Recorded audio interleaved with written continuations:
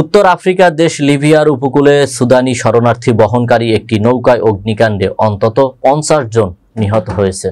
আন্তর্জাতিক অভিবাসন সংস্থা জানিয়েছে নৌকাটিতে মোট 75 জন আরোহী ছিলেন। বিস্তারিত ডেস্ক রিপোর্টে।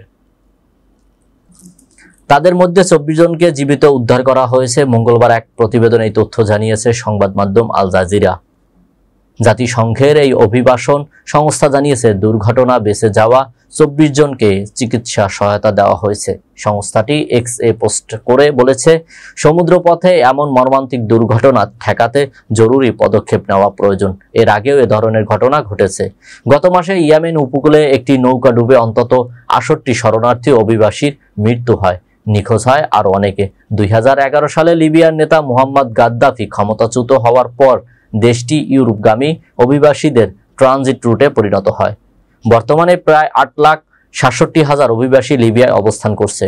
গাদ্দাফি শাসনামলে আফ্রিকার বিভিন্ন দেশের অভিবাসীরা তেল সমৃদ্ধ লিবিয়ায় কাজ পেত, কিন্তু তার পতনের পর থেকে দেশটি প্রতিদ্বন্দ্বী মিলিশিয়াদের সংঘাতে জর্জরিত।